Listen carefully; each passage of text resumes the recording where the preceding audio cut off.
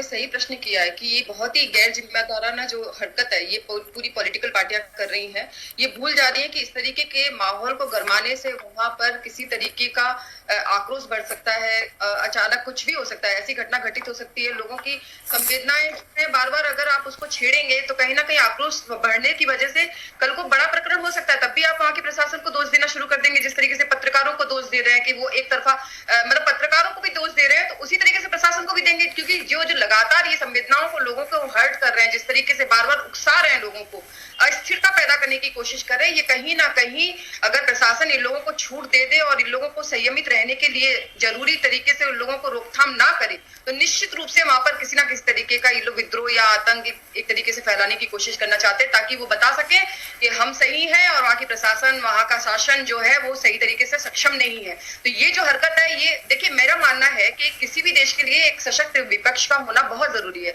लेकिन विपक्ष अपनी भूमिका को किस तरीके से निभा रहा है ये भी देखिए आप जरा, कि पत्रकारों को भी वो कटघरे में खड़ा कर रहे हैं, वो प्रशासन को सही तरीके से काम भी नहीं करने दे रहे हैं। दूसरी बात, अपने अपने जो राज्य है जहां पे उनका शासन है, वहां पर वो कहीं ना कहीं उन्हीं मुद्दों से भटक रहे हैं जिन मुद्दों को गरमाने की कोशिश दूसरे राज्यों में कर रहे हैं। तो आप देखिए हर ऐरा गैरा नत्थु खैरा जो है पहुंचने की कोशिश कर रहा है। हर आदमी अपने आप को इस समय नेता बनाने के लिए वहां की जो एक ज्वलंत मुद्दा है या जो एक घटना घटित हो गई, दुखद घटना घटित हो गई, उसको प्रशासन को ठीक तरीके से उसको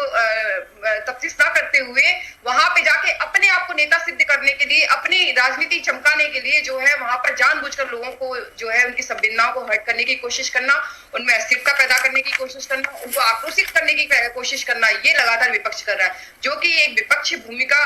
की भूमिका के लिए संदेहपूर्ण है। और आप देखिए कि मैं वही प्रश्न वापस करती हूँ कि बार बार जो इनको दूसरे राज्यों में दिखता है वो अपने राज्यों में क्यों नहीं दिखता। राजस्थान में जो चीजें जिस तरीके से वहां का प्रशासन लचर हो जाता है, जिस तरीके से कानून व्यवस्था वहां पर लचर हो जाती है, उस पर प्रियंका गांधी और राहुल गांधी नहीं बोलते हैं। लेकिन माधवी जी उरुसा राणा भी मेरे साथ जुड़ गए हैं, उनसे भी मैं सवाल लूंगी, क्या जवाब देंगे आप? देखिए, ये जो भी महिला बैठी है इनको अपनी सोच को दुरुस्त करने की बहुत जरूरत है। ये क्या बोल रही है इनको खुद ही नहीं समझ में आ रहा है। पहली बात तो ये कि जिस तरीके से चाय वाला और इस तरीके के शब्दों का ये इस्तेमाल कर रही है, बहुत गलत बात है। अगर इस तरीके से इतिहास को अगर लेकर खंगालना शुरू करें तो बहुत कुछ सामने आ जाएगा। लेकिन ये सोच दर्शाता है, क्योंकि इनकी जो आला कमान है वो जब कहते हैं कि प्रधानमंत्री जी को डंडे से लोग पीटेंगे, इस तरीके के शब्द जो है वो इस्तेमाल करते हैं। और कितने सारे निम्न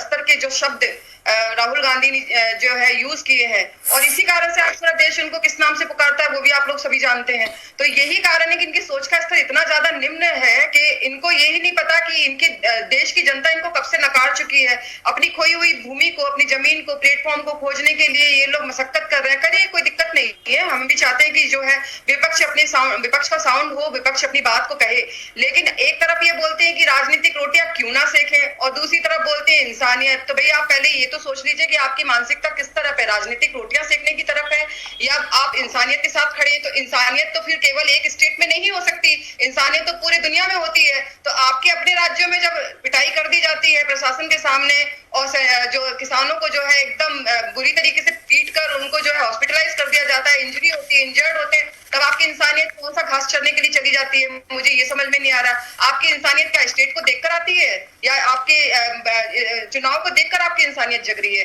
तो सबसे पहले तो आप अपनी मानसिकता को दुरुस्त करें, जिसके लिए शब्दों का इस्तेमाल करें वो बोलिए, क्योंकि आप लोगों के इसी निम्न स्तरीय शब्दों की वजह से आपके जो नेता है, जिनको आप बहुत पूजती हैं और जिनको आप गर्व महसूस करती हैं उस पार्टी से जुड़े होने के लिए, उन व्यक्ति को तो पूरा जो है भारत किस शब्द से इस्तेमाल करता है वो सभी जानते हैं। तो आप प्लीज जब आप नेशनल चैनल पे आती हैं तो आप इस तरीके से वहां बोले प्रधानमंत्री जी को खास